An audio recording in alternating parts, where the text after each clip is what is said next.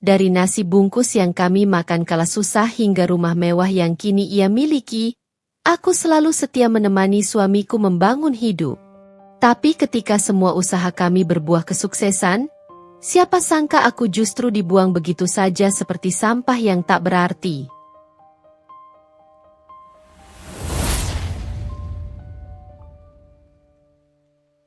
Aku Nana, usiaku 32 tahun saat menulis kisah ini.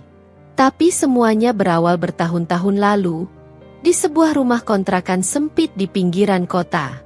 Atapnya bocor, dindingnya lembab, dan tiap malam kami harus menampung air hujan dengan ember bekas cat yang sudah berkarat.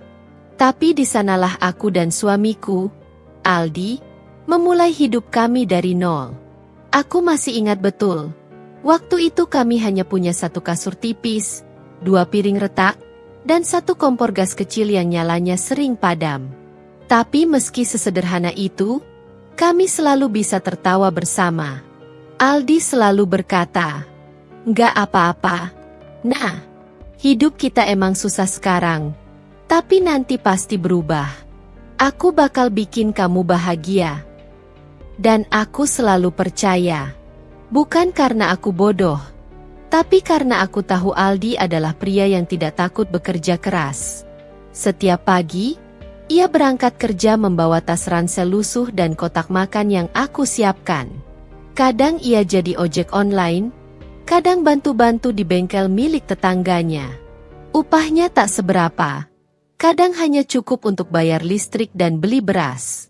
Tapi Aldi tak pernah mengeluh. Kalau aku bilang ingin beli lauk sedikit enak, dia hanya tersenyum. "Sabar ya, nah. Nanti kalau bengkelku sendiri udah jadi, kamu nggak perlu masak pakai kompor butut itu lagi." Aku bekerja di warung makan sederhana milik Bu Tati di ujung jalan. Pekerjaanku membersihkan meja, mencuci piring, kadang membantu melayani pembeli. Upahnya tak besar, tapi setidaknya cukup untuk beli sabun dan isi gas. Kami berdua saling menambal kekurangan dengan cinta dan doa. Setiap malam, setelah semua lelah, kami duduk di depan kontrakan kecil itu. Aku membawa 2 bungkus nasi, satu berisi tempe orek dan sayur lodeh, satunya lagi nasi putih yang masih hangat. Kami makan bersama di atas lantai semen dingin, tanpa meja, tanpa kursi. Aldi sering bercanda, "Nasi bungkus rasa restoran mahal, asal makannya sama kamu." Dan aku tertawa kecil, mencoba menahan air mata yang entah kenapa selalu terasa di ujung mata tiap kali mendengar kalimat itu. Aku mencintai kehidupanku yang sederhana. Aku mencintai caranya menggenggam tanganku setiap kali kami melewati masa sulit. Aku mencintai harapan yang kami bangun perlahan. Meski dunia sering menertawakan kami. Satu hal yang tidak pernah kulupakan adalah malam ketika listrik rumah kami padam karena belum bayar. Aldi menyalakan lilin, lalu berkata dengan nada mantap, "Aku janji, nah, suatu hari nanti, kita bakal punya rumah sendiri. Nggak perlu takut hujan, nggak perlu takut tagihan listrik. Aku bakal kerja sekuat tenaga buat itu." Aku menatap wajahnya di bawah cahaya lilin yang redup. Keringat dan debu kerja menempel di pipinya. Tapi aku hanya bisa melihat seorang pria yang penuh semangat dan cinta. Aku mengangguk, lalu berkata pelan, "Aku nggak butuh rumah besar, Di. Asal kamu nggak ninggalin aku, itu udah cukup." Aldi tersenyum, memegang tanganku erat-erat. "Mana mungkin aku ninggalin kamu? Nah, kamu itu separuh hidupku."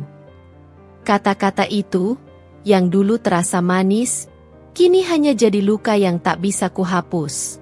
Tapi saat itu, aku belum tahu. Aku belum tahu bahwa janji yang diucapkan di bawah cahaya lilin itu suatu hari akan jadi kenangan paling pahit dalam hidupku. Yang ku tahu hanya satu, aku mencintainya dengan sepenuh hati. Aku percaya pada perjuangan kami. Dan setiap kali aku melihatnya pulang dengan pakaian kotor, aku merasa bangga. Karena di balik semua debu dan peluh itu, ada impian kecil yang sedang kami rajut bersama. Malam itu, sebelum tidur, aku sempat berkata, "Kita makan nasi bungkus terus, Di." Tapi aku bahagia. Aldi menatapku sambil tersenyum, lalu berbisik, "Nanti kalau bengkelku udah besar, kamu yang pertama makan di meja makan dari hasil keringat kita sendiri." Aku tertawa kecil, lalu memeluknya pelan. Aku tidak tahu kapan, nanti, itu akan datang. Tapi aku percaya, selama kami bersama, tak ada yang tak mungkin. Itulah awal kisah kami. Dua manusia sederhana yang hanya punya cinta dan harapan sebagai modal. Dari nasi bungkus dan kontrakan bocor, kami mulai menapaki jalan panjang menuju sesuatu yang kami sebut masa depan. Namun aku tak pernah tahu, masa depan itu bukan hanya membawa kebahagiaan. Ia juga membawa badai yang kelak akan menghempaskan semua yang telah kubangun dengan hati dan air mata. Hari-hari berlalu seperti biasa. Pagi dengan udara yang berdebu, siang yang panas, dan malam yang kami isi dengan obrolan sederhana tentang masa depan. Namun suatu hari, hidup kami berubah sedikit demi sedikit. Dimulai dari sebuah kabar yang tampak sepele. Pagi itu, aku sedang menjemur pakaian di depan kontrakan. Bau deterjen dan matahari bercampur menjadi aroma yang entah kenapa membuatku selalu tenang. Tiba-tiba, ponsel bututku bergetar. Nomor yang kutahu benar-benar milik Aldi. Nah, aku diterima kerja tetap. Suara di seberang sana penuh semangat. Terdengar seperti anak kecil yang baru mendapat hadiah. Aku terdiam sejenak, mencoba memastikan aku tidak salah dengar. Kerja tetap? Serius, Di? Iya, di bengkel mobil besar. Nah, punya kenalan lama yang dulu aku bantu waktu mesinnya mogok. Katanya mereka butuh orang jujur dan mau kerja keras. Aku langsung disuruh datang besok. Aku hampir menjatuhkan pakaian yang sedang kujemur. Setelah sekian lama Aldi kerja serabutan tanpa kepastian, kini ada pintu kecil yang terbuka untuk kami. Alhamdulillah, Di. Suaraku bergetar. Aku tersenyum meski mataku basah. Akhirnya doa kita dijawab juga. Hari itu, kami makan malam dengan sedikit istimewa. Aku sengaja membeli ayam goreng 1 potong. Meski harus memotong uang tabungan yang seharusnya kugunakan untuk bayar air. Tapi aku ingin merayakannya. Aku ingin melihat Aldi makan sambil tersenyum lagi. Setelah sekian lama wajahnya muram karena lelah. Nah, nanti kalau aku udah punya gaji tetap, aku mau nyicil peralatan bengkel sendiri. Pelan-pelan, biar nggak ngutang. Aku pengen punya tempat sendiri, walau kecil. Aku bantu, Di. Aku nabung dari kerjaanku di warung. Mungkin gak banyak, tapi aku mau ikut berjuang. Aldi menatapku lama. Kamu tuh, selalu bikin aku semangat. Aku gak tahu hidupku bakal kayak apa kalau gak ada kamu. Nah, kata-kata itu menampar hatiku dengan lembut. Aku hanya bisa tersenyum sambil menatap wajahnya yang masih penuh debu minyak. Tapi di balik itu ada ketulusan yang selama ini menjadi alasan aku bertahan. Keesokan harinya, Aldi berangkat kerja lebih pagi dari biasanya. Aku menyiapkan bekal nasi goreng sederhana dengan telur dadar dan sambal buatan sendiri. Sebelum keluar rumah, ia mencium keningku dan berkata, "Doain aku ya. Nah, biar aku bisa cepat dipercaya di sana." Aku doain setiap detik, Di. Aku menatap punggungnya yang menjauh dengan perasaan bangga yang sulit dijelaskan. Itu pertama kalinya dalam waktu lama aku melihat langkah Aldi begitu ringan.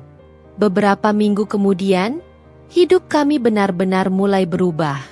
Aldi pulang membawa wajah penuh keceriaan.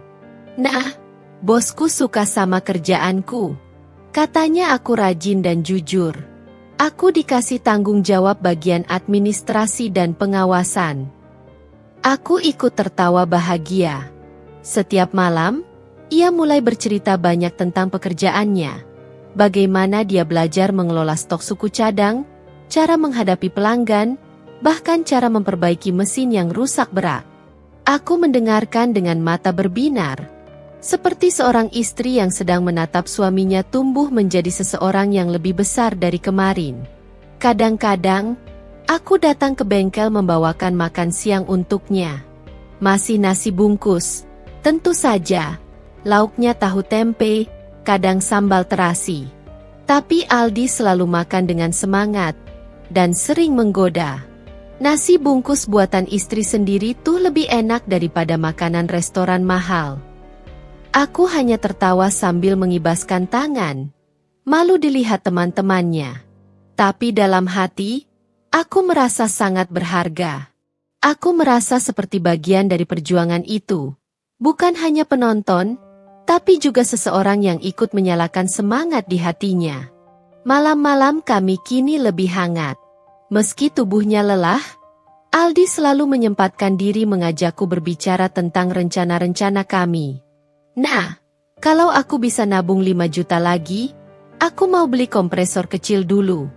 Nanti aku buka bengkel kecil di rumah. Aku bantu nabung juga. Nanti aku berhenti kerja di warung, terus bantu kamu di bengkel. Aldi menatapku, tersenyum sambil mengelus rambutku. Kamu tuh ya, selalu mikirin aku. Padahal kamu sendiri juga capek kerja seharian. Nggak apa-apa, Di. Aku cuma pengen kamu sukses. Aku pengen kita punya hidup yang lebih tenang. Aldi mengangguk pelan. Kamu tahu, nah? Dulu waktu aku kerja serabutan, aku sering ngerasa nggak berguna. Tapi sejak ada kamu, aku jadi punya alasan buat bangkit. Kamu yang bikin aku percaya, aku bisa. Aku menatap matanya yang jujur itu, lalu berkata dengan lirih, kalau suatu hari kamu sukses, jangan lupa, ya, Di. Semua ini kita bangun bareng. Ia tertawa kecil. Mana mungkin aku lupa? Kamu itu bagian dari suksesku. Bulan demi bulan berlalu, dan keuangan kami mulai sedikit membaik. Kami bisa bayar listrik tanpa menunggu peringatan. Aku bisa beli baju baru sekali setahun. Dan kami bahkan sempat menabung sedikit. Walau kecil, itu hasil kerja keras kami berdua. Suatu sore, saat kami duduk di depan rumah sambil minum teh, Aldi menggenggam tanganku erat. Nah, aku udah nemuin tanah kosong kecil di ujung gang. Kalau aku terus kerja rajin, mungkin 2 tahun lagi kita bisa bangun bengkel kecil di sana. Aku menatapnya penuh haru. Dulu semua itu cuma angan-angan. Tapi kini, untuk pertama kalinya, aku bisa melihat masa depan di depan mata. Aku menatap wajah Aldi dengan mata berkaca-kaca. Aku percaya kamu bisa, Di. Aku percaya banget. Ia mengangguk dengan senyum lelah tapi bahagia. Aku janji. Nah, kita bakal keluar dari hidup susah ini. Dan malam itu, aku menangis dalam diam. Bukan karena sedih, tapi karena akhirnya, setelah sekian lama berjuang dalam gelap, aku mulai melihat sedikit cahaya. Aku tidak tahu bahwa cahaya itu suatu hari akan menyilaukan. Begitu terang hingga menelan semua cinta dan kesetiaan yang kami bangun selama ini. Tapi untuk saat itu, aku hanya ingin menikmati kebahagiaan kecil kami. Karena bagi seorang wanita sederhana sepertiku, melihat suaminya pulang dengan senyum lebar sudah cukup membuat dunia terasa indah. Tahun itu menjadi titik balik bagi hidup kami. Setelah hampir 2 tahun Aldi bekerja di bengkel besar, ia mulai dikenal karena kejujuran dan keterampilannya. Banyak pelanggan yang datang khusus mencari dia. Bahkan, beberapa di antaranya sampai memintanya memperbaiki mobil di rumah mereka secara pribadi. Setiap kali ia pulang membawa uang tambahan hasil kerja lembur, aku selalu bilang, simpan aja, Di. Buat modal nanti. Aldi mengangguk. Meski kadang terlihat ingin menikmati hasil kerja kerasnya. Kami berdua tahu, untuk keluar dari hidup yang sempit, kami harus sabar dan menahan diri. Suatu malam, Aldi tiba-tiba berkata, "Nah, aku mau keluar dari bengkel." Aku langsung menoleh kaget. "Keluar? Maksudmu berhenti kerja di sana?" Ia mengangguk mantap. "Aku udah cukup belajar. Nah, aku udah tahu seluk-beluknya. Aku pengen buka bengkel sendiri.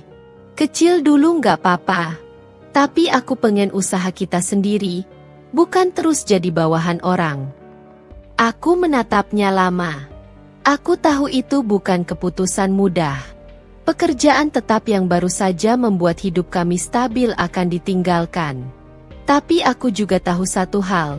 Aldi bukan pria pemalas. Ia punya tekad baja. Kalau kamu yakin, aku dukung. Di. Kita mulai dari mana aja yang kita punya. Aldi tersenyum. Senyum yang sama seperti waktu ia berjanji di bawah cahaya lilin bertahun-tahun lalu. Beberapa minggu kemudian, halaman kecil di depan rumah kontrakan kami berubah wujud. Di sanalah bengkel pertama Aldi berdiri.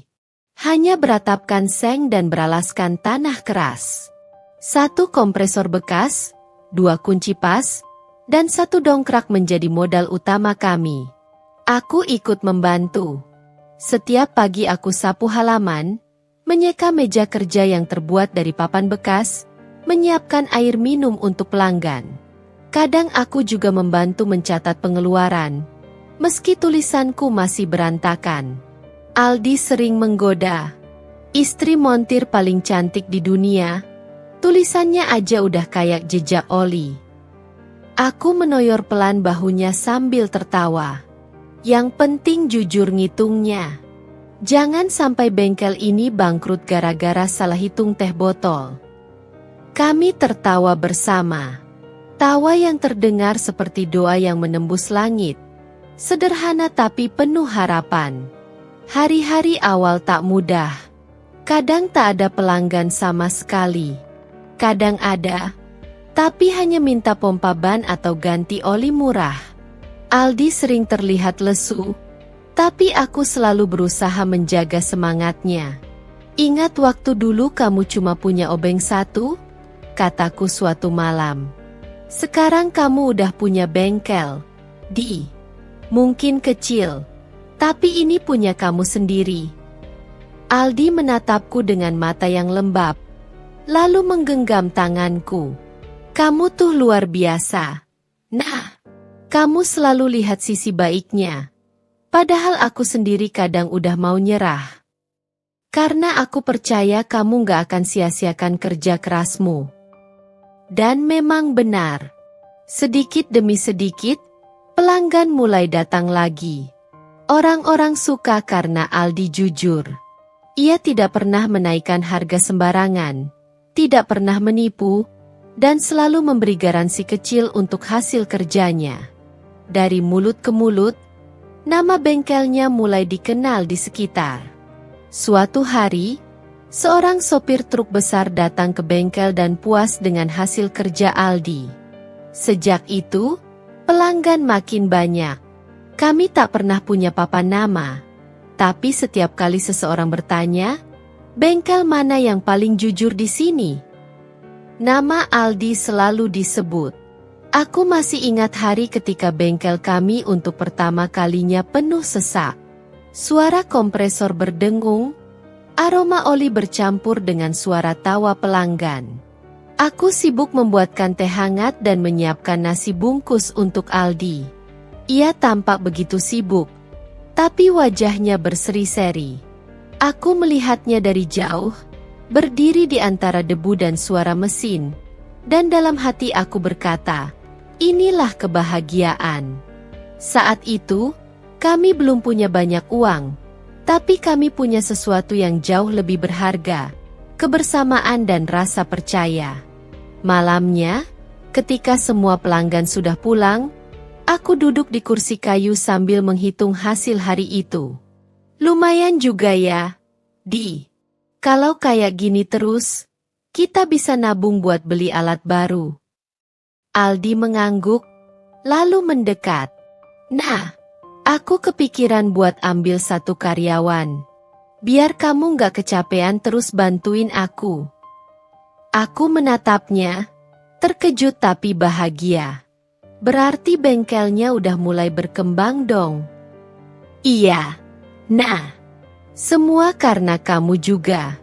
Kalau kamu gak terus dorong aku waktu aku mau nyerah, mungkin aku masih jadi pekerja di tempat orang lain. Aku tersenyum kecil. Aku cuma istri, Di. Tapi aku pengen jadi bagian dari perjalananmu. Kamu bukan cuma bagian. Nah, kamu fondasinya. Kata-kata itu membuat dadaku terasa sesak. Bukan karena sedih, tapi karena bahagia yang terlalu besar untuk diucapkan. Bulan demi bulan berlalu. Bengkel kami kini sudah punya 2 karyawan. Aldi bekerja dari pagi sampai malam, sementara aku mengatur pembukuan, membelanjakan kebutuhan, dan sesekali membantu menyiapkan makan siang untuk para pekerja. Kadang aku kelelahan, tapi setiap kali melihat wajah Aldi yang penuh semangat, rasa lelah itu hilang. Aku tahu, ini perjuangan kami berdua. Aku tahu, langkah kecil ini akan membawa kami pada mimpi yang dulu hanya bisa kami bicarakan di bawah cahaya lilin.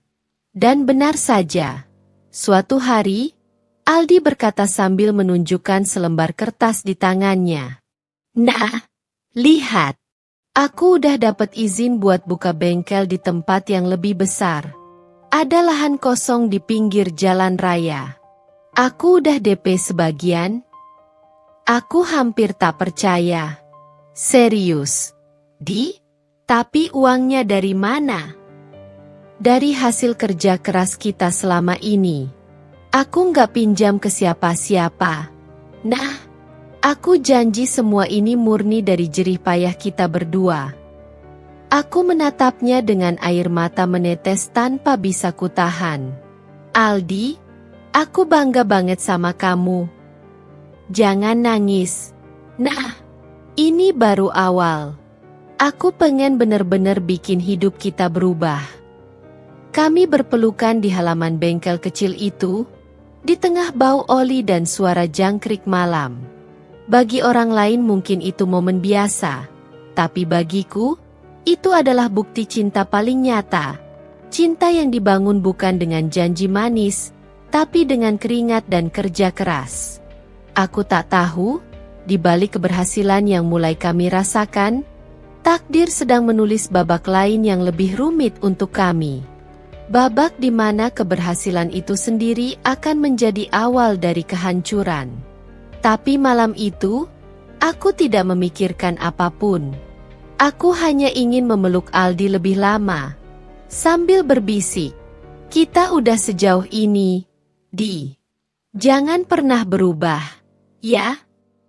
Dan ia menjawab dengan suara yang lembut tapi meyakinkan. Aku janji. Nah, aku nggak akan pernah berubah. Janji itu, kelak menjadi kalimat yang paling ingin kulupakan dalam hidupku. Hari-hari yang dulu penuh dengan tawa kini mulai terasa berbeda. Sejak bengkel milik Aldi mulai ramai pelanggan, waktu kami bersama semakin berkurang. Dulu, setiap pagi kami selalu sarapan bersama di meja kecil di depan kontrakan. Sekadar nasi uduk dengan gorengan yang kubeli di warung ujung gang. Sekarang, Aldi lebih sering berangkat terburu-buru, bahkan kadang tanpa sempat menatap wajahku. Aku duluan. Nah, ada mobil yang harus diservis pagi-pagi. Katanya suatu pagi sambil meneguk kopi yang belum sempat ku minum bersamanya. Aku hanya tersenyum, menahan rasa sepi yang tiba-tiba menyeruak. Iya, hati-hati ya. Jangan lupa makan siang. Dulu ia akan membalas dengan cium di keningku, tapi kali ini yang tersisa hanyalah bunyi pintu yang tertutup. Di bengkel, aku masih setia menemaninya. Aku mencatat pengeluaran, mencuci onderdil, bahkan sesekali ikut melayani pelanggan. Namun, semakin hari aku merasa seperti tak lagi dibutuhkan. Aldi mulai merekrut 2 karyawan baru, dan salah satunya adalah seorang gadis muda bernama Nadine. Manis, ramah, dan tampaknya sangat menarik perhatian Aldi. Nah, Nadine ini bantu di bagian administrasi, biar kamu nggak terlalu capek, ujar Aldi waktu itu, sambil tersenyum ke arah gadis itu. Aku mencoba menenangkan hatiku. Aku tak ingin berprasangka. Mungkin benar, aku mulai kewalahan. Tapi entah kenapa, ada rasa tidak nyaman yang tak bisa kutolak setiap kali melihat mereka tertawa bersama. Aku bantu lapin motor ya, Mbak, kata Nadine suatu sore. Aku tersenyum kaku. Boleh, tapi hati-hati, itu oli masih panas. Dia mengangguk, lalu melirik ke arah Aldi yang tengah berbicara dengan pelanggan. Pandangan itu tak biasa. Ada sesuatu di matanya, kekaguman, mungkin juga ketertarikan. Malamnya, aku mencoba bicara dengan Aldi. Mas, kamu nggak capek kerja terus? Aku kangen makan bareng kayak dulu, kataku pelan. Aldi menatap layar ponselnya, sibuk membuka pesan. Nggak sempat. Nah, sekarang banyak pelanggan. Kalau aku santai, bisa-bisa kalah saing sama bengkel sebelah. Aku menunduk. Aku ngerti, Mas. Tapi rumah ini rasanya sepi banget tanpa obrolan kita. Dia mendengus pelan, seolah tak ingin memperpanjang. Nana, semua ini kan buat kamu juga. Buat masa depan kita. Aku kerja keras biar kamu nggak perlu hidup susah lagi. Aku diam. Kata-katanya masuk akal. Tapi kenapa nada suaranya terasa jauh? Dulu ia bicara dengan hangat dan penuh cinta. Sekarang, ada dingin yang tak bisa kupahami. Bulan demi bulan berlalu. Bengkel semakin besar. Kami pindah rumah. Bukan lagi kontrakan mungil, melainkan rumah kecil di pinggir kota. Tapi kebahagiaan tak ikut pindah bersamaku. Aldi jarang di rumah. Katanya sibuk urusan bengkel. Tapi seringkali pulang larut dengan aroma parfum yang asing. Aku berusaha menepis curiga. Karena aku tahu kelelahan bisa membuat seseorang berubah.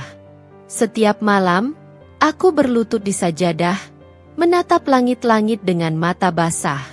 Ya Allah, kuatkan aku. Aku tahu Mas Aldi berjuang. Tapi kenapa aku merasa seperti ditinggalkan? Jangan biarkan cinta kami hilang ditelan kesibukan.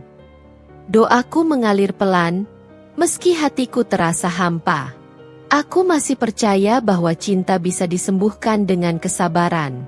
Aku masih yakin bahwa lelaki yang dulu menggenggam tanganku di bawah hujan itu belum benar-benar pergi.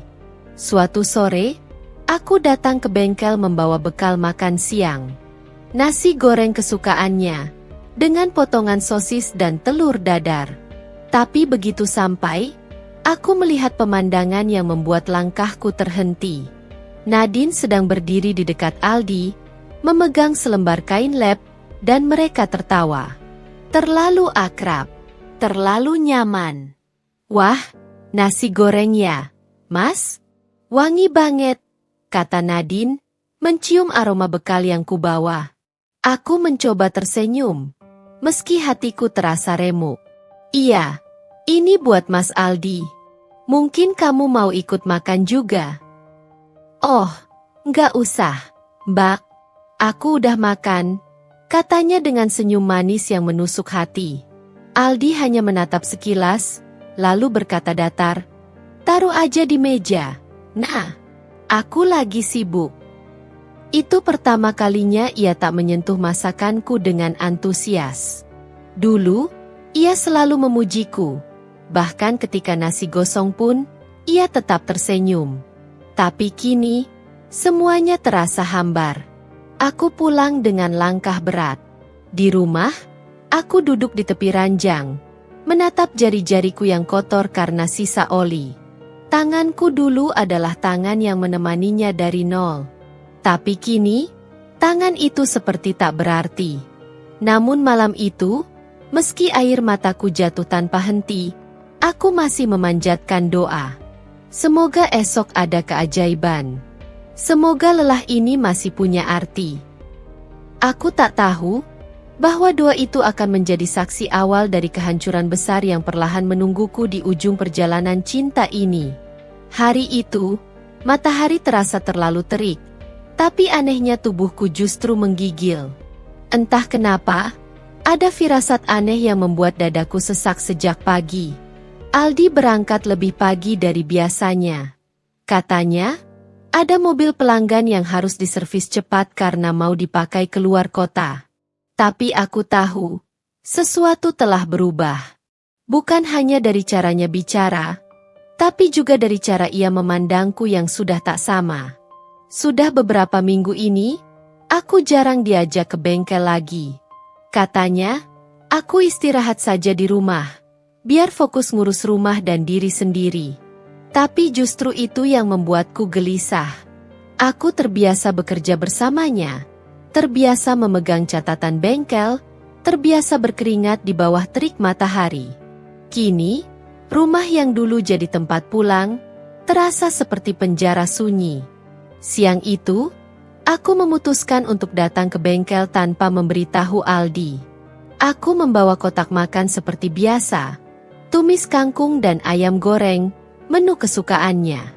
Tapi bukan niat memberi kejutan yang membuatku melangkah ke sana, melainkan rasa ingin tahu yang sudah lama kutahan.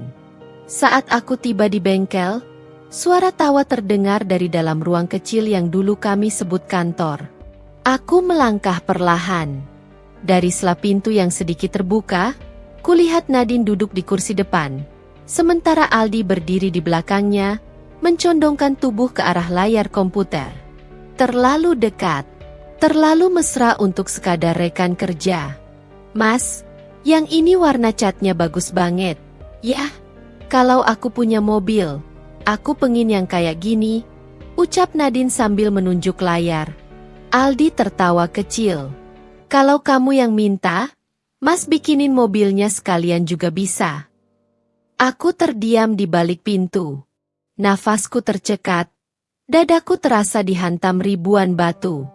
Kalimat itu ringan, tapi tajam. Aku mencoba menepis pikiran buruk, mencoba menenangkan diri. Tapi kemudian kulihat Aldi merapikan rambut Nadine yang terurai ke wajahnya. Sentuhan itu begitu lembut, begitu intim. Kotak makan di tanganku terasa berat. Aku menunduk, menatapnya lama, lalu berbalik perlahan. Langkahku gontai, seperti kehilangan arah. Aku tidak ingin menangis di sana, di tempat yang dulu jadi saksi perjuangan kami. Aku menahan air mata sampai ke rumah, dan begitu pintu tertutup, aku ambruk di lantai. Apa aku sedang kehilangan suamiku? Sedikit demi sedikit, bisikku lirih. Sejak hari itu, aku mulai memperhatikan banyak hal kecil yang dulu mungkin kuabaikan. Parfum asing di bajunya. Senyum yang muncul saat ia membaca pesan di ponsel. Telepon yang mendadak dijawab dengan tergesa. Dan setiap kali aku bertanya, jawabannya selalu sama. Cuma urusan bengkel. Nah, jangan lebay. Aku ingin percaya. Aku sungguh ingin percaya. Tapi hati seorang istri jarang salah menilai. Cinta yang tulus bisa merasakan perubahan sekecil apapun. Suatu malam, ketika Aldi tertidur, aku mengambil ponselnya yang tergeletak di meja. Jantungku berdetak cepat, tanganku gemetar saat membuka layar. Ada chat yang baru saja dikirim, dari Nadine.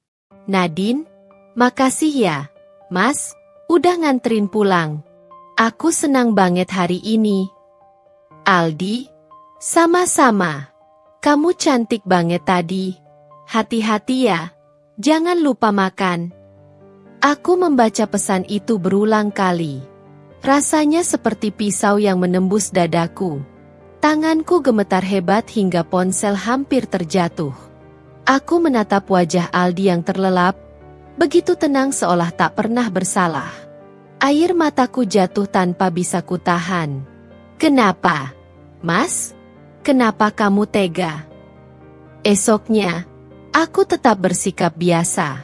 Aku masih menyiapkan sarapannya. Masih menatap punggungnya yang menjauh dengan senyum palsu di bibirku. Tapi di dalam hati, aku tahu, rumah tangga kami sudah retak. Retak yang halus, tapi nyata. Hari-hari berikutnya, aku mulai menyelidiki diam-diam. Aku datang ke bengkel lebih sering, berpura-pura membawa makanan atau mengambil uang kas. Namun setiap kali Nadine ada di sana, Aldi tampak lebih ceria. Mereka tertawa, bercanda, seolah dunia hanya milik mereka. Puncaknya terjadi ketika aku tak sengaja mendengar percakapan mereka. Aku pengin resign, Mas, kata Nadine suatu sore, saat mereka berdiri di belakang bengkel. Takutnya Mbak Nana salah paham.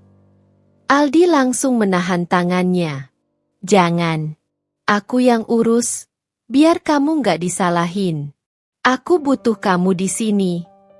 Aku menutup mulutku, menahan isak. Kata, butuh, itu bukan sekadar soal pekerjaan. Aku tahu maknanya lebih dari itu. Malam itu, aku sujud lama sekali. Ya Allah, kalau memang benar dia berkhianat, tolong tunjukkan kebenarannya padaku. Tapi kalau ini hanya prasangka, tolong kuatkan aku agar tidak menuduh tanpa bukti. Aku masih ingin mempertahankan rumah tanggaku. Tapi Tuhan sepertinya sudah menyiapkan jalan lain. Karena beberapa hari kemudian, bukti itu datang, bukan lagi sekadar firasat, tapi kenyataan yang menampar wajahku tanpa ampun.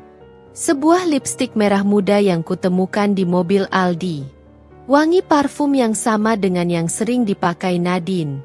Dan sehelai rambut panjang di jok belakang. Itulah hari di mana aku berhenti menebak. Hari di mana semua aroma pengkhianatan tak lagi bisa disembunyikan. Sejak kutemukan lipstik di mobilnya, hari-hariku tak pernah sama lagi. Aku mencoba menepis, berusaha meyakinkan diri bahwa mungkin lipstik itu milik pelanggan atau tertinggal dari orang lain. Tapi hati kecilku tahu, tak ada kebetulan sebesar itu. Tidak setelah melihat caranya berubah, tidak setelah mendengar nada dingin di setiap ucapannya. Dulu, Aldi selalu menyapa dengan pelukan setiap kali pulang. Sekarang, yang kudapat hanya gumaman singkat tanpa tatapan mata. Dulu ia memuji masakanku, kini ia lebih sering memesan makanan dari luar. Suatu malam, aku menyiapkan makan malam, sayur asem dan ikan goreng, hidangan favoritnya. Aku menunggu di meja makan sampai jarum jam menunjuk pukul 10 malam. Tapi pintu tak kunjung terbuka. Ponselnya pun tak bisa dihubungi. Ketika akhirnya ia pulang, wajahnya tampak lelah, tapi bukan lelah karena kerja.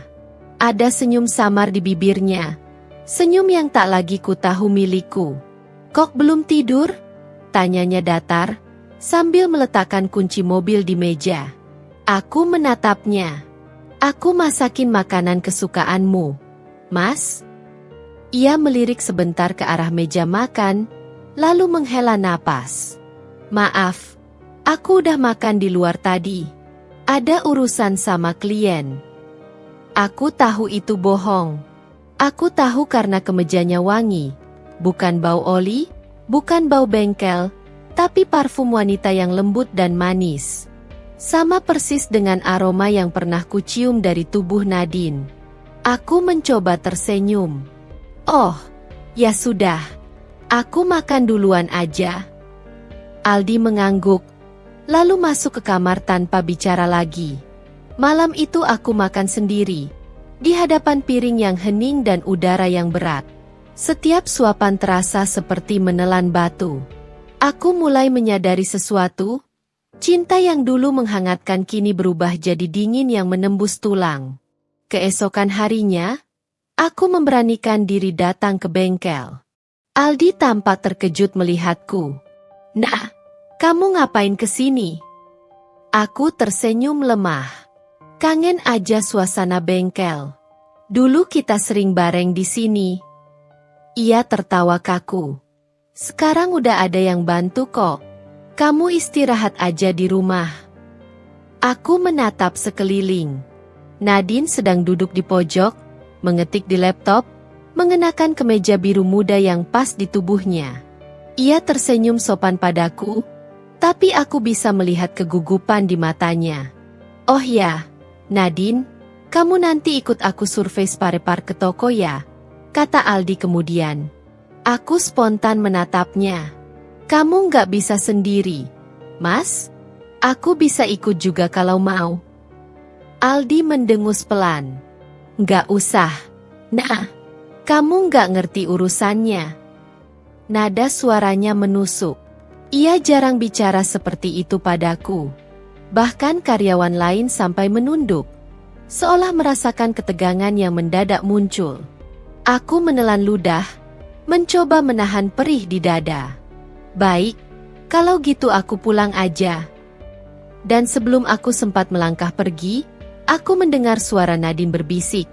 Maaf ya, Mbak. Maaf yang terdengar seperti pengakuan tak langsung. Malamnya, aku duduk sendirian di ruang tamu. Lampu remang, udara dingin, dan pikiran yang berputar tanpa henti. Aku tahu kebenaran itu sudah di depan mata, tapi aku belum siap menerimanya. Ketika Aldi pulang, aku memutuskan untuk bicara. Mas, boleh aku tanya sesuatu? Ia membuka jaket, lalu duduk di sofa seberang. Apa? Apa kita masih punya arah yang sama? Tanyaku perlahan. Aku ngerasa akhir-akhir ini kamu jauh beda. Aku cuma pengen tahu, masih ada nggak sedikit aja rasa sayangmu buat aku? Aldi terdiam beberapa detik, lalu berkata tanpa menatapku. Nana, jangan terlalu drama. Aku cuma sibuk kerja. Kamu tahu sendiri, usahaku lagi berkembang. Tapi dulu, waktu kita masih susah, kamu nggak pernah terlalu sibuk buat sekadar peluk aku. Ia berdiri tiba-tiba. Nana, jangan mulai ya. Aku capek. Kalau kamu mau marah, tunggu besok aja. Aku pengin istirahat. Pintu kamar tertutup keras di belakangnya. Aku terpaku di kursi. Kata-katanya menggores hatiku lebih dalam daripada teriakan manapun. Sejak malam itu, rumah kami benar-benar menjadi dua dunia yang berbeda. Ia tidur di kamar, aku di sofa ruang tamu. Kami jarang bicara. Dan ketika berbicara pun, hanya seputar hal-hal sepele, tagihan listrik, bahan dapur, atau urusan bengkel. Suatu pagi, aku mendengar suara notifikasi ponselnya yang tertinggal di meja makan. Dengan jantung berdebar, aku melihat layarnya yang masih menyala. Ada pesan masuk dari Nadine. Mas, makasih ya udah anterin aku tadi malam. Aku senang banget.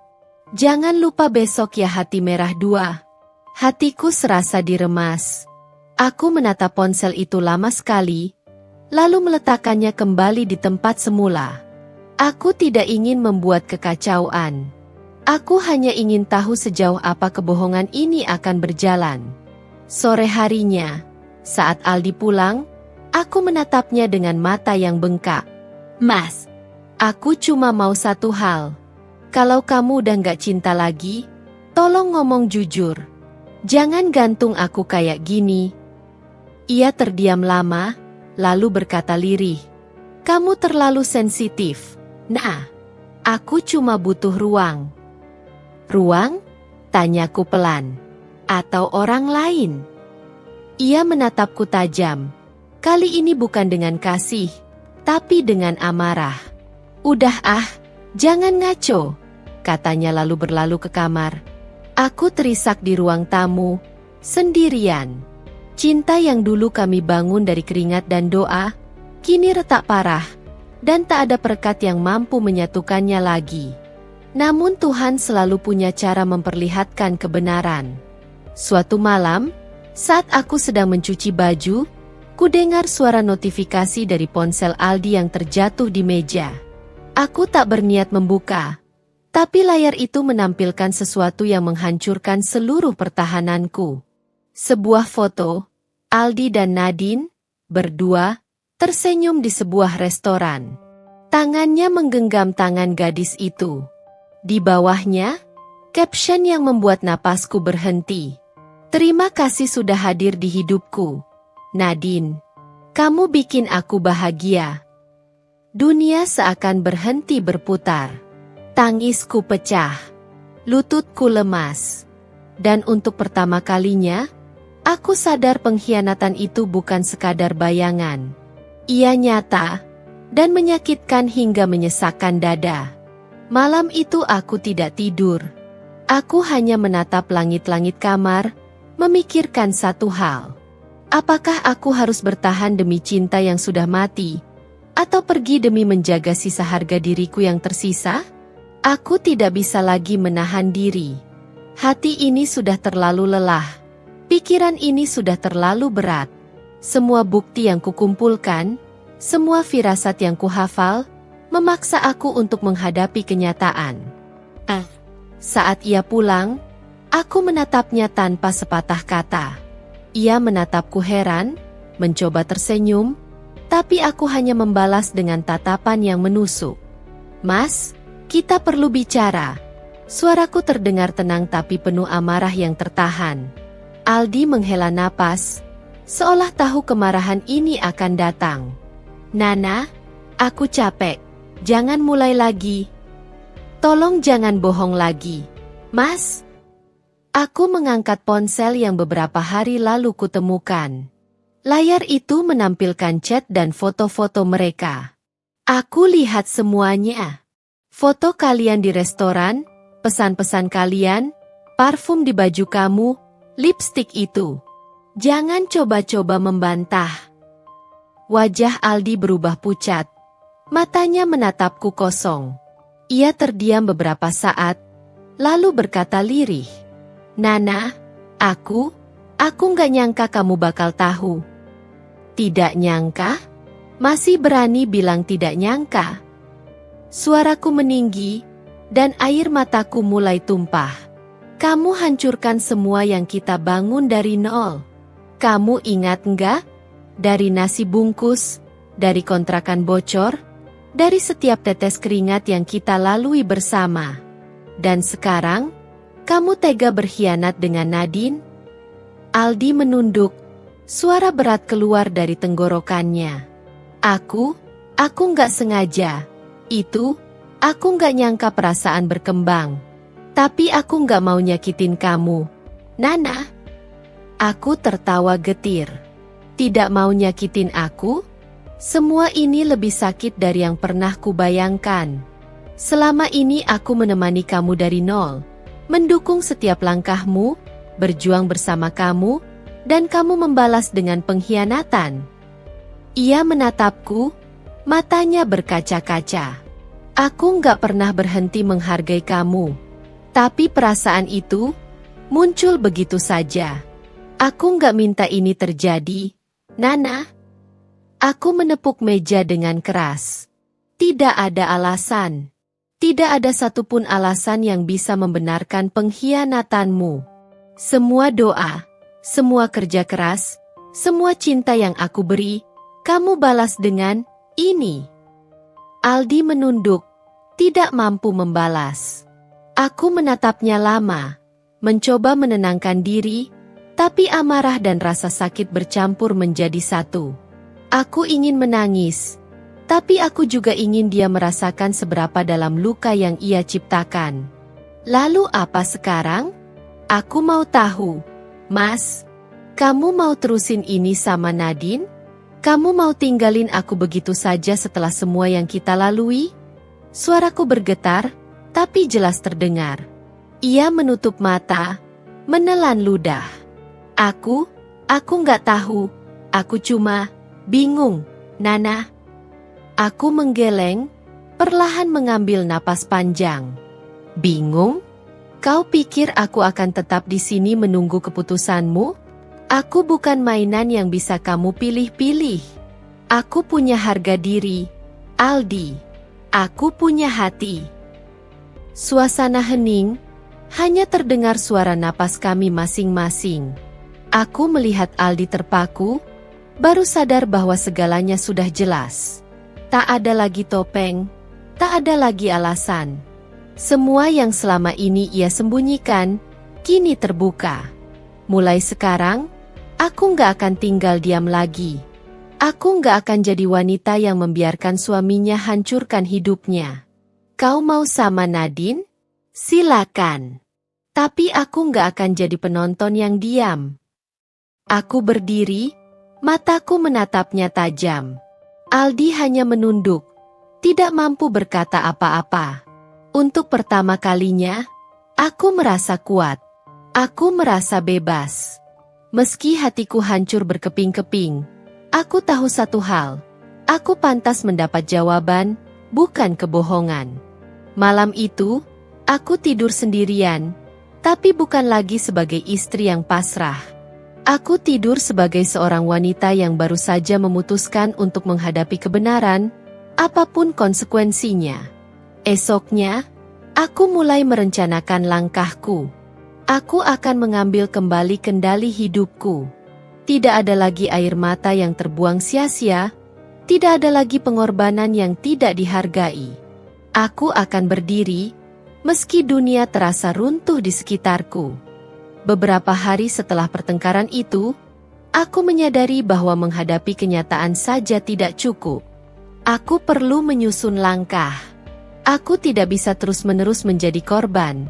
Aku harus mengambil alih kendali hidupku kembali.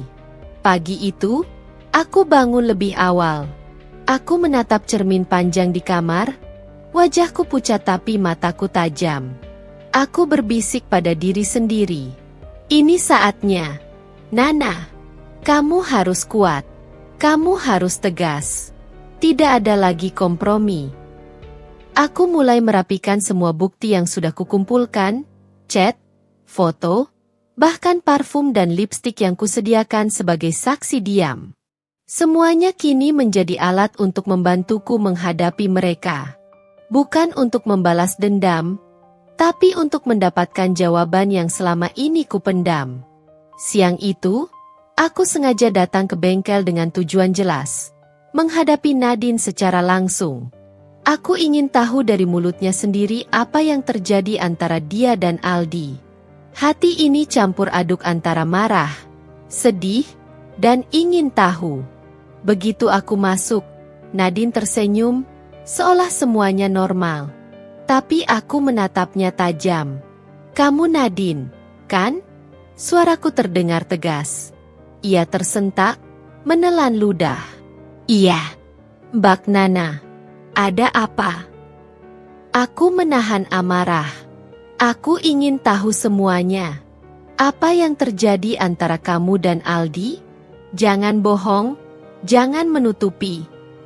Nadine menunduk, matanya berkaca-kaca. Mbak, aku nggak mau nyakitin Mbak Nana. Tapi, perasaanku sama Mas Aldi muncul begitu saja. Aku nggak bisa mengontrolnya. Aku terkesiap, tapi aku tetap menatapnya tanpa berkedip. Muncul begitu saja? Jadi selama ini kalian? Ia mengangguk pelan. Aku sayang sama Mas Aldi. Aku nggak sengaja, tapi aku nggak bisa bohong. Rasa sakit di dadaku seperti diiris pisau panas. Tapi aku menelan semua air mata. Aku harus tegar. Baik. Sekarang aku tahu segalanya. Terima kasih sudah jujur. Setelah konfrontasi dengan Nadine, aku menatap Aldi yang sedang memperbaiki mobil di pojok bengkel. Aku tahu waktunya tiba. Mas Aldi, seruku keras, menarik perhatiannya. Ia menoleh, wajahnya kaget melihatku berdiri di depan mobil dengan semua keberanian yang kumiliki. Kita harus bicara. Sekarang juga. Ia menghela napas panjang. Nana, aku capek. Bisa nanti aja. Aku melangkah maju, menatap matanya lurus. Tidak ada nanti. Aku butuh jawaban sekarang. Apakah kamu masih punya hati untukku? Atau aku harus mundur dari hidupmu? Wajahnya memucat. Ia menunduk, tak mampu berkata apa-apa. Aku menahan tangis. Dari dulu aku menemanimu dari nol. Dari nasi bungkus hingga rumah ini. Aku selalu percaya dan mendukungmu. Dan sekarang, kamu membalasnya dengan pengkhianatan. Jadi jawab, Mas, apa masih ada tempat untuk aku di hatimu? Aldi menatapku, matanya basah. Suaranya gemetar saat akhirnya berkata, Nana, aku salah. Aku nggak bisa ngelakuin ini sama kamu. Tapi, aku juga nggak bisa ninggalin perasaan ini begitu aja. Aku bingung. Aku menutup mulutku dengan tangan. Bingung? Kamu pikir aku mau menunggu kebingunganmu? Tidak. Aldi, aku pantas mendapat jawaban, bukan kebingungan. Aku berhak bahagia tanpa harus dihancurkan oleh cinta yang palsu. Dengan itu, aku menoleh, berjalan keluar dari bengkel. Udara sore menyambutku dingin, tapi aku merasa ringan. Hatiku hancur, tapi untuk pertama kalinya aku merasa bebas. Aku tahu, langkah terakhir menuju keputusan ini bukan tentang membalas dendam, tapi tentang menyelamatkan diriku sendiri. Aku akan berdiri, meski dunia runtuh di sekitarku. Aku akan membangun hidupku sendiri, tanpa harus tergantung pada pengkhianatan dan janji yang hampa. Dan malam itu, aku menatap langit yang gelap tapi penuh bintang, berbisik pada diri sendiri. Ini akhir dari penantian. Ini awal dari hidupku yang baru. Aku akan bahagia, dan aku akan membuktikannya. Beberapa hari setelah menghadapi Aldi di bengkel, aku memutuskan untuk tidak lagi diam. Aku tahu, kalau aku terus menutup mulut, pengkhianatan ini akan tetap berjalan tanpa konsekuensi. Aku perlu membuat segalanya terbuka, bukan untuk membalas dendam, tapi untuk menegakkan harga diri dan martabatku. Pagi itu, aku mempersiapkan segalanya dengan hati-hati. Bukti-bukti pengkhianatan sudah kupersiapkan. Pesan chat, foto, bahkan bukti parfum dan lipstik. Aku menyalakan ponselku, menghubungi beberapa orang yang kupercaya, teman dekat, beberapa karyawan bengkel, dan bahkan tetangga yang dekat dengan keluarga kami. Hari ini, semua kebenaran harus diketahui. Ketika Aldi tiba di bengkel, ia kaget melihatku sudah berdiri di tengah halaman, memegang tumpukan bukti. Nadine berdiri di dekatnya, matanya melebar, wajah pucat. Aku menatap keduanya tanpa berkedip. Ini semua, ucapku pelan tapi tegas. Semua yang kalian lakukan, semua kebohongan, semua pengkhianatan yang kalian sembunyikan selama ini. Aldi membuka mulut, tapi tak bisa berkata apa-apa. Nadine menunduk, mencoba mencari alasan, tapi tak ada yang bisa ia katakan. Aku menemanimu dari nol, Aldi. Dari nasi bungkus, kontrakan sempit, hingga sekarang kita punya bengkel dan rumah. Semua ini aku lakukan untuk kita, untuk masa depan kita. Dan kalian hancurkan itu begitu saja. Suaraku meninggi. Beberapa karyawan bengkel mulai menatap, ada yang diam, ada yang mulai bisik-bisik. Seorang teman lama yang kebetulan datang melihatku memegang ponsel dan dokumen, bertanya pelan. Ini, apa yang terjadi, Nana? Aku menatapnya. Ini pengkhianatan. Aku ingin semua orang tahu. Tidak ada lagi rahasia. Saat itu, Aldi mencoba menjelaskan. Nana, aku nggak sengaja. Aku menepuk meja dengan keras. Tidak ada kata, tidak sengaja. Tidak ada satu alasan pun yang bisa membenarkan pengkhianatan. Semua bukti ada di sini, dan kalian tidak bisa menutupinya lagi. Nadine menunduk, meneteskan air mata. Mbak, aku minta maaf. Aku nggak pernah bermaksud menyakiti. Terlambat. Suaraku pecah. Semua ini sudah hancur. Semua kepercayaan yang kuberikan padamu, semua cinta yang kuberikan padamu, hancur. Aldi menunduk. Wajahnya pucat, bibirnya gemetar. Nana, maaf, aku salah.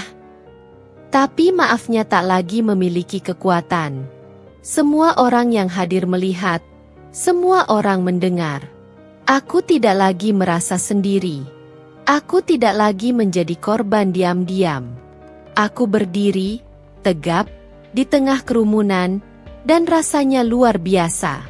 Aku kemudian berkata pelan, tapi penuh tekad. Mulai hari ini, aku mengambil kembali hidupku. Aku tidak akan lagi membiarkan pengkhianatan merusak harga diriku. Aku akan melanjutkan hidupku tanpa kalian yang telah menghancurkannya. Aku pantas bahagia, dan aku akan membuktikannya. Beberapa tetangga dan karyawan memberikan pandangan kagum.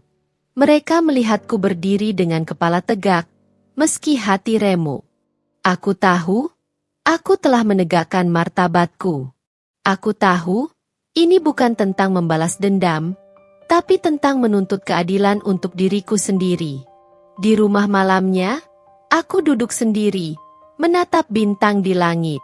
Hatiku masih perih, tapi ada kekuatan baru yang lahir dari luka itu. Aku tahu, perjalanan ini belum selesai, tapi aku yakin satu hal, aku akan keluar dari semua ini lebih kuat dari sebelumnya. Malam itu, aku tersenyum sendiri, meski air mata masih mengalir. Aku bersyukur karena kebenaran telah terbuka, dan aku sudah siap melangkah ke babak baru dalam hidupku. Babak di mana aku bukan lagi istri yang dikhianati, tapi seorang wanita yang menuntut dan menemukan harga dirinya. Beberapa bulan telah berlalu sejak pengkhianatan Aldi dan Nadine terbuka. Awalnya, setiap pagi terasa berat. Rasa sakit dan kecewa masih menghantui setiap langkahku. Namun seiring waktu, aku mulai belajar satu hal penting. Kebahagiaan bukan tergantung pada orang yang mengkhianati kita, tapi pada diri sendiri. Aku mulai membangun hidupku lagi, pelan tapi pasti. Bengkel yang dulu aku dan Aldi bangun bersama tetap berjalan. Tapi kini aku menyerahkan manajemennya kepada seorang teman yang jujur dan profesional. Aku memutuskan untuk fokus pada diriku sendiri, kesehatan, pekerjaan, dan hubungan sosial yang positif. Aku kembali menekuni hobi yang sempat kubuang karena kesibukan rumah tangga.